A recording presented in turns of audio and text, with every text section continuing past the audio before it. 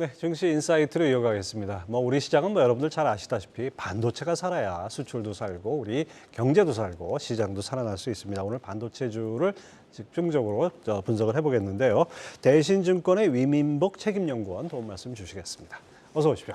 안녕하세요. 오래간만에 위 연구원을 오래간만에 뵙는 거 보니까 그동안 반도체가 지지부진했다는 하나의 증거일 수도 있고 또 한편으로는 이제는 뭔가 꿈틀댄다 이런 느낌도 좀 있어요.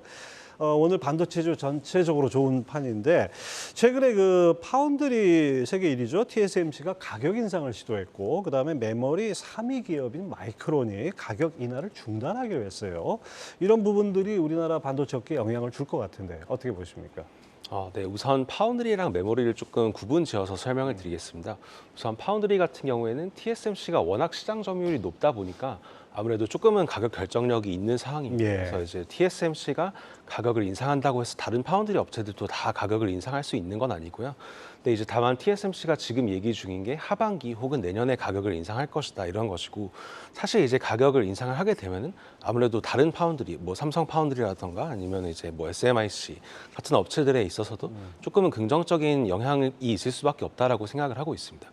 근데 메모리 같은 경우는 이제 조금 구분지어서 생각을 해야 되는데 사실 메모리 같은 경우에는 2분기에는 여전히 가격 하락세는 지속될 수밖에 없을 것 같습니다.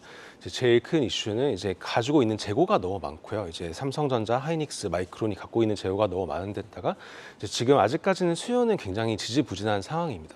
그러다 보니까 2분기 때는 아무래도 가격 하락은 좀 지속될 수밖에 없을 걸로 보고 있습니다만. 예.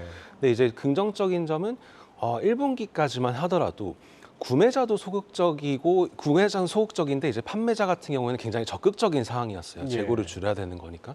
근데 이제 최근에 마이크론이 가격을 이제 더 이상 하락을 막겠다라고 하는 것 자체는 이제 판매자도 이제 소극적인 상황으로 돌아섰다라고 보시면 될 것 같아요. 그래서 판매자도 소극적인 이런 상황이 안 좋게 느껴질 수 있지만 그래도 이제 구매자는 소극적인데 판매자는 적극적인 상황보다는 훨씬 낫다 이렇게 보고 있고요.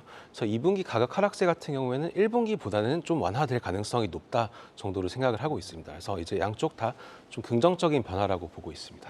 2분기도 사실 절반 넘게 지나가서 이제는 그렇게 3분기에 어떻게 보면 대비를 해야 될 것 같은데요. 오늘 필라델피아 반도체 지수가 왜 이렇게 올랐습니까?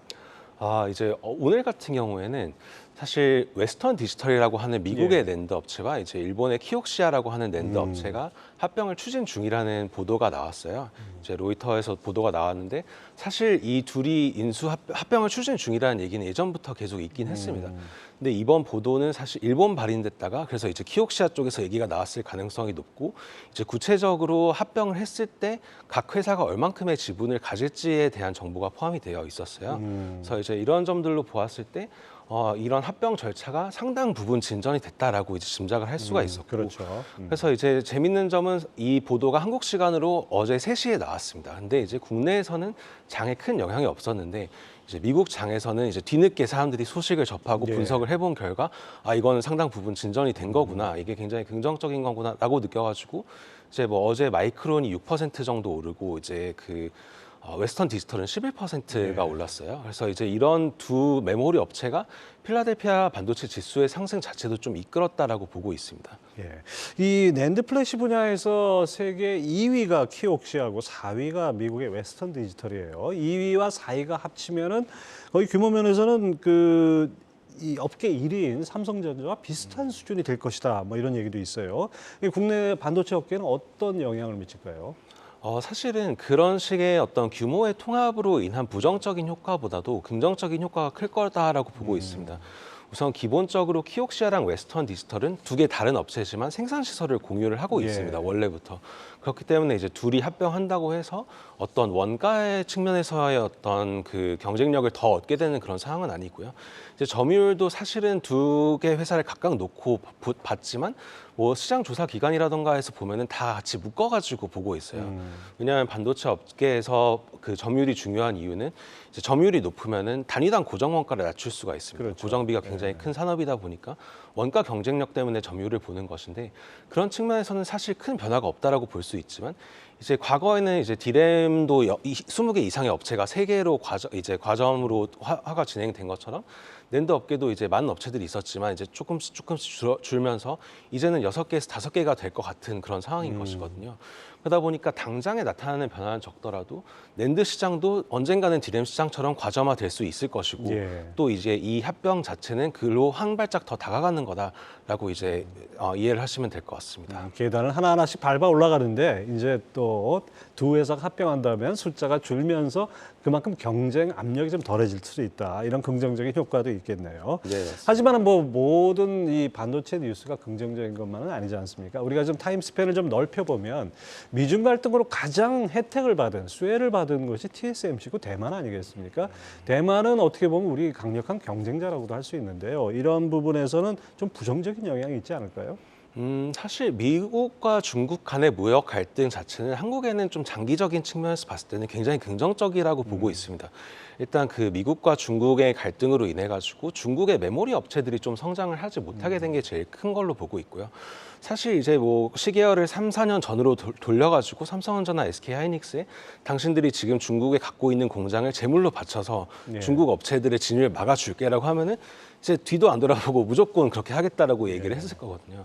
근데 지금은 그런 상황이 실제로 다가온 거기 때문에 꼭 나쁘게만은 볼 건 아닌 것 같고 중국 업체들이 이제 계속 중국 정부의 지원을 받아가지고 성장을 해오고 있었는데 이제 이 시장 진입을 뭐 짧게는 5년, 길게는 10년까지도 저지를 했다는 점에서는 굉장히 긍정적으로 보고 있습니다. 그래서 그런 측면에서는 대만뿐만이 아니라 한국 역시도 미국과 중국의 무역 분쟁으로 인해서 수혜를 많이 보고 있다라고 생각을 하고 있고요. 최근에 이제 뭐 미국 내 반도체 수입 그 비중 내에서 대만의 비중이 좀 많이 올라왔습니다. 예. 그래서 이제 중국 비중이 좀 줄어들면서 대만이 올라오고 있는 것인데요. 근데 그 와중에 한국의 점유율도 뭐 순위로는 상승을 하지 않았지만 점유율은 증가를 했습니다. 그렇기 때문에 사실 한국이 이제 이 분쟁으로 인해서 뭐 손해를 보고 있다라고 보기는 조금 어려운 것 같습니다. 아니 근데 뭐 중국이 이렇게 급하게 따라오는 거를 저지하는 효과는 있지만 또 한편으로는 미중 갈등이 중국의 반도체 굴기는 억제하지만은 이제는 미국이 반도체 생태계를 아예 구축하는 미국 내에서 이런 점도 있지 않습니까? 그런 점에서 우리가 마냥 반긴 것만은 아니지 않나 이런 생각도 들어요. 네, 물론 당연히 마냥 반길 일만은 아니지만 그래도 이제 각 업체들, 삼성전자라든지 하이닉스라든지 각각 이제 미국에만 투자를 하는 것은 아니고 삼성전자 같은 경우에 미국에도 공장을 건설하겠다고 발표했지만 또 이제 용인에도 클러스터를 짓겠다라고 발표를 했잖아요. 그래서 조금 균형 있게 월드와이드로 이 전략을 다변화한다라고 보시면 될 것 같습니다. 예, 그렇죠.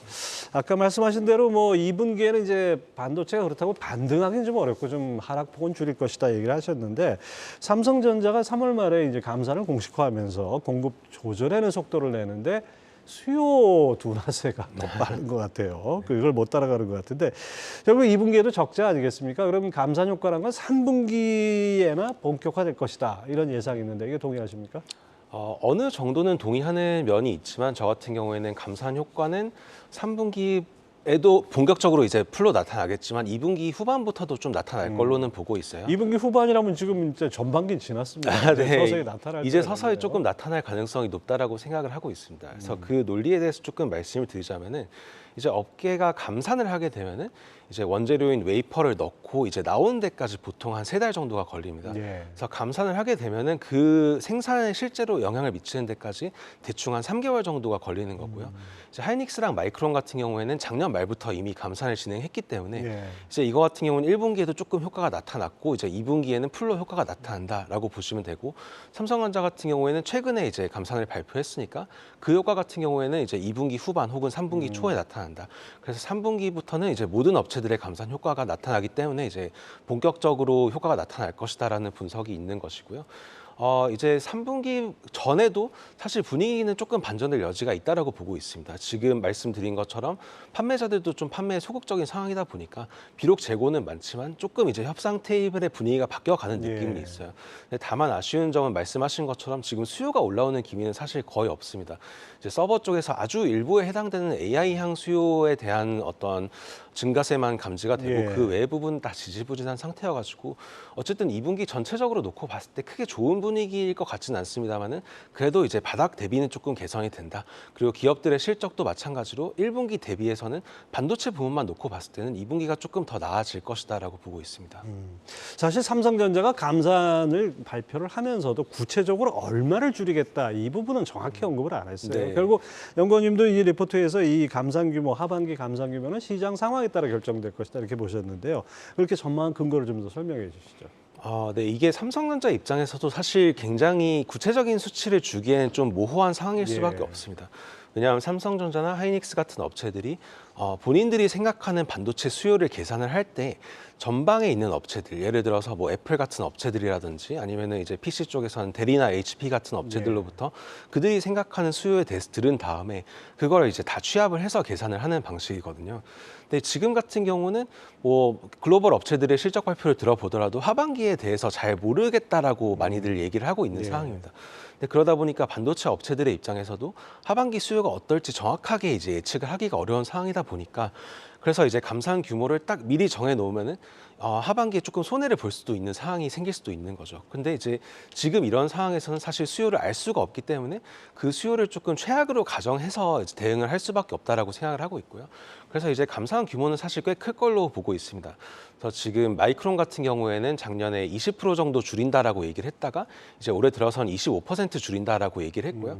하이닉스 역시 구체적으로 얘기한 적은 없지만 마이크론과 좀 비슷한 수준일 걸로 예. 보고 있고 삼성전자 같은 경우에는 저는 원래는 조금 원가 우위가 있으니까 그래도 다른 두 개 업체만큼은 안 하겠지라고 생각을 하고 있었는데 지금 이제 돌아가는 상황을 보면 삼성전자 역시도 이제 하반기 수요에 대해서 굉장히 조금 보수적으로 접근을 하고 있는 것 같습니다. 예. 그러다 보니까 감산 규모 역시 다른 업체들과 좀 비슷한 수준까지 될 가능성도 높다라고 생각을 하고 있는데 근데 또 만약에 하반기 수요가 조금 좋아질 걸로 감지가 되면은 그 감산이라는 것 자체가 업체들의 원가에 큰 부담이다 보니까 아무래도 다시 이제 감산을 조금 철회하고 다시 조금 가동률을 올릴 여지는 있다라고 보고 있습니다. 이제 그런 점들 때문에 하반기 상황에 따라 가지고 조금 규모를 중장기 수익성 극대화를 위한 방향으로 결정할 것이다라고 보고 있습니다. 딱 뭐 숫자를 정해놓고 못 박아놓기보다는 좀 융통성 있게 움직일 수밖에 없겠네요. 네, 맞습니다. 자, 삼성전자 뭐 6만 5천 원 언저리에서 오늘은 좀 반등을 하지만은 지금 상당히 오랫동안 지속이 되고 있는데 목표 주가는 8만 원이에요. 이 투자 전략 어떻게 가져가야 될까요? 사실 그 목표 주가라는 것도 제가 2월에 제시했던 목표 주가고 그때 당시로 이제 6개월 후의 목표 주가였습니다. 그래서 지금 이제 8월까지 8만 원 정도를 생각하고 있다라고 생각하시면 되고 예. 연말로 놓고 봤을 때는 그보다 더 큰 상승을 해도 이상하지 않다라고 생각을 하고 있습니다. 그래서 지난번에 제가 나왔을 때 짧게 설명을 드렸지만 기본적으로 반도체 업체들의 주가는 업황을 조금 선행하는 특성이 있고요. 그렇죠. 예. 그래서 지금의 주가 같은 경우는 지금의 저희가 바라보는 뭐 3분기라던가 아니면 4분기 초반 정도를 바라보고 있다라고 보시면 되는데 또 저희가 하반기로 가면은 24년을 볼 거잖아요. 근데 24년에는 어쨌든 재고가 많이 줄어들어 있고 업체들의 이제 감산 효과도 좀 더 크게 나타나 있는 상황일 테니까 이제 그로 인해서 주가 상승은 좀 크게 나타날 가능성이 높다라고 생각을 하고 있습니다. 근데 이제 지금 같은 경우에는 아무래도 시장의 관심사가 공급 조절은 이제 알겠고 수요가 어떻게 되는지가 중요하다라고 인식을 하고 있다 보니까 어떤 단기적으로 급등을 하기보다는 조금 완만한 상승을 할 가능성이 있다라고 생각을 하고 있는데요. 이제 그럼에도 불구하고 하반기 수요가 좋지 않아도 어쨌든 24년에는 개선이 될 거다라고 생각을 하면은 하반기에는 주가의 급등이 나타날 가능성이 상당히 높다라고 보고 있습니다. 그래서 현재 시점에서는 이제 뭐 박스권이라고 생각하지 말고 이제 돌파를 할 수 있는 구간이다라고 생각하고 매수로 접근하는 것을 추천드리고 있습니다. 하여튼 6만 5천 원 언저리에서 상당 기간 하여튼 뭐 다져놓은 것 같은 느낌이 들 정도로 주가가 별로 네. 변동이 없었죠. 자, SK 하이닉스는 그 올해 1분기 실적 발표 시점만 해도 2분기에는 적자가 더 크게 날 것이다 이런 예상이 있었는데요. 오히려 연구원님은 지금 1분기를 저점으로 점차 개선될 것이라고 보셨어요. 어떤 배경이죠? 이제 1분기에 이어서 2분기에도 가격은 하락합니다. 제품의 가격은 하락은 하지만 그래도 가격 하락폭은 좀 완화가 될 걸로 보고 있고요. 그래서 그로 인해서 좀 회계적인 효과가 발생을 하게 되는데 각 기업들이 가지고 있는 재고를 매 분기 말에 평가를 해가지고 재고 평가 손실을 인식을 하게 됩니다. 근데 1분기의 재고 평가 손실보다 가격 하락세가 완화가 되게 되면은 이제 2분기의 재고 평가 손실은 좀 줄어들 걸로 보고 있고요. 그렇죠. 이제 두 번째로는 2분기의 출하량은 좀 증가를 할 걸로 보고 있습니다. 이제 이거 같은 경우에 두 가지 이유가 있는데 일단 기본적으로 1분기에 협상되고 있던 물량 중에 일부가 조금 2분기로 넘어간 걸로 생각을 하고 있고요. 그리고 계절적으로도 보통 1분기보다는 2분기가 수요가 조금 더 좋습니다. 그래서 삼성전자랑 하이닉스 둘 다 이제 2분기 출하량은 좀 많이 늘어난다. 뭐 두 자릿수 이상으로 늘어난다라는 가이던스를 제시를 한 상황이고 크게 공격적인 목표는 아니다라고 보고 있는데 출하량이 늘어나게 되면 앞서 말씀드린 것과 좀 비슷한 원리지만 단위당 고정 원가가 내려가게 됩니다. 그래서 이제 업체들의 수익성이 조금 개선이 될 수가 있고요.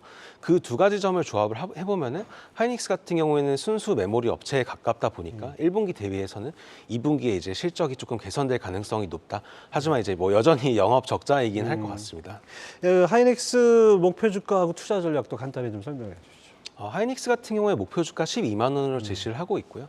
이제 이것도 마찬가지로 2월에 제시한 목표 주가입니다. 그래서 8월 기준으로 그 정도를 생각하고 있다라고 생각을 해주시면 좋을 것 같고, 하이닉스 같은 경우에 오늘처럼 이제 어떤 메모리 쪽에 이슈가 있을 때는 좀 더 크게 올라오는 모습을 보입니다. 그렇죠. 그래서 좀 더 단기적으로 이제 플레이를 하기 좋고, 변동성이 좀 더 네, 크죠, 변동성이 좀 더 삼성보다. 크고 이제 사실 업사이드 삼성전자보다 크죠. 근데 이제 만약에 조금 이제 불안하셔가지고 뭐 경제가 조금 안 좋을 것 같다라고 생각하셔서 조금 방어적으로 만약에 경기 침체가 오더라도 그래도 오를 주식을 원하신다라고 하면은 삼성전자에 매수하시는 걸 추천드리고, 이제 조금 리스크를 감수를 하더라도 좀 더 업사이드가 큰 거를 원한다라고 하면은 하이닉스에 투자하는 전략을 추천드리고 있습니다. 자, 작년 내내 뭐 다 부진했지만 또 반도체 장비 업체들 많이 부진했어요. 근데 요즘 업황 개선 기대가 있으니까 조금씩 이제 좀 수혜를 볼 것이라는 전망이 나오는데, 반도체 장비주 중에 이오테크닉스를 주목을 하셨어요. 어떤 이유입니까? 이제 국내 반도체 업체들은 사실 대부분이 다 삼성전자랑 하이닉스 위주로 좀 납품을 하고 있습니다. 그렇죠. 근데 그러다 보니까 삼성전자랑 하이닉스가 감산을 결정하기 이전부터 투자는 좀 많이 축소를 하고 있었는데요. 그러다 보니까 장비 업계는 그로 인해서 조금 영향을 많이 받을 수밖에 없었습니다. 근데 이오테크닉스 같은 경우는 조금 특이하게 국내 말고 해외로도 수출을 조금 많이 하고 있는 업체입니다. 네, 그러다 보니까 이제 메모리 업체들의 투자 축소 영향을 조금 상대적으로 적게 받을 것이다라고 생각을 하고 있고요. 이제 이오테크닉스 같은 경우에 어제 실적 발표를 했는데 실제로 뭐 실적이 좋지는 않았습니다. 좀 안 좋게 나왔지만 이제 그 효과가 아예 뭐 주문이 사라진 것은 아니고 주문 들어온 물량이 조금 지연된 효과로 이해를 하고 있습니다. 그러다 보니까 이제 YoY 하락폭을 보더라도 연간으로 놓고 봤을 때 국내 다른 장비 업체들 대비해서는 이제 하락폭이 조금 적을 걸로 생각을 하고 있고요. 이제 지금 이오테크닉스 같은 경우에 본업은 레이저 마킹 장비입니다. 그래서 이게 매출의 큰 부분을 차지하는데 레이저 마킹 장비 외에도 사실 올해 같은 경우는 조금 더 나타날 수 있는 모멘텀이 많은 걸로 보고 있습니다. 이제 대표적으로 레이징 어닐링 장비라고 하는 장비가 있고요. 이제 뭐 레이저 그루빙이라고 하는 장비들도 있고, 이것들의 매출이 조금 본격적으로 올라오는 시점이 올해 중으로 나타날 가능성이 좀 높다라고 보고 있습니다. 그래서 이런 점들에 기반해가지고 어떤 업황의 사이클에 따라서도 수혜를 볼 수 있고 또 구조적인 성장도 좀 가능하다 해가지고 그 두 점을 조합해가지고 지금 탑픽으로 이오테크닉스 매수를 추천드리고 있습니다. 이오테크닉스가 하반기 기술 변화로 가장 큰 수혜를 볼 것이다, 이렇게 전망하셨는데 이거 어떤 얘기입니까? 이제 이게 사실 조금 기술적으로 들어가는 내용이긴 합니다. 어렵죠. 네. 근데 이제 저희가 어떤 반도체에 있어서 미세화가 되게 중요하다라고 하잖아요. 근데 미세화라고 하는 게 이제 한 장의 웨이퍼, 실리콘 웨이퍼 원판에서 나오는 칩수를 늘리는 효과가 있는데 과거에는 이 미세화가 굉장히 빠르게 진행이 됐었어요. 근데 저희가 이제 반도체가 혹은 나노미터보다 더 작은 옹스트롱의 영역까지 가다 보니까 이제 이 미세화가 점점 더 물리적으로 좀 어려워지고 있습니다. 그래서 이제 반도체 업계에서 어떤 변화가 일어나고 있냐면은 과거에는 전공정이 훨씬 더 중요하고 부가가치가 높았지만 이젠 후공정의 변화를 통해 가지고 좀 더 성능을 개선하려고 하는 노력들이 이루어지고 있어요. 그래서 대표적으로 뭐 칩렛이라고 하는 기술이 있고요. 이제 이런 변화들을 TSMC가 좀 주도를 많이 하고 있는데, 이 칩렛에 들어가려면은 여러 개의 칩을 한 개의 패키지 안에 넣는 현상이 발생을 하게 되고요. 그럼 각 칩의 두께가 조금 얇아져야 됩니다. 아무래도 이제 스마트폰에 들어가야 되는 패키지의 두께는 일정하게 정해져 있는데 거기에 들어가는 이제 칩을 적층해서 쌓아야 되는 구조다 보니까 얇아지게 되면은 자르는 방식에도 변화가 생깁니다. 그래서 과거에는 저희가 다이아몬드 휠을 이용해 가지고 물리적으로 이제 칩을 절단하는 방식을 택했는데, 이제는 그렇게 하면은 웨이퍼 자체가 얇아지니까 크랙이 날 가능성이 더 높아진 거예요. 그러다 보니까 그냥 자르는 게 아니라 자르기 전에 먼저 레이저로 홈을 한번 내주는 이런 레이저 그루빙이라고 하는 공정이 좀 이용이 될 걸로 보고 있고요. 이제 이런 레이저 응용 장비 내에서 글로벌 경쟁력을 이오 테크닉스가 보유를 하고 있습니다. 그래서 그러다 보니까 이제 이런 후공정 쪽에서 변화에 있어서 가장 크게 소외를 볼 업체 중에 하나다라고 생각을 하고 있습니다. 예, 그렇군요. 자, 목표 주가는 어떻게 잡고 있습니까? 목표 주가는 11만 원으로 제시를 하고 있습니다. 투자 전략은 어떻게 해야 될까요? 마찬가지로 이제 사실 사놓고 계속 좀 기다리고 하반기에 좀 크게 모멘텀이 나타날 가능성이 높다라고 보고 있기 때문에 매수 시점은 현재가 가장 적합하다라고 보고 있습니다. 물론 제가 그 리포트를 낸 다음에 주가가 많이 오르긴 했지만 아직까지 목표 주가까지 닿으려면 조금 거리가 남아 있기 때문에 예. 아직까지 충분한 업사이드가 있다라고 보고 있습니다. 위민복 연구원이 나오실 때가 어떻게 보면 반도체 모멘텀이 또 하나 있다. 뭐 이런 암시가 될 것 같습니다. 대신증권 위민복 책임연구원 함께했습니다. 말씀 감사합니다.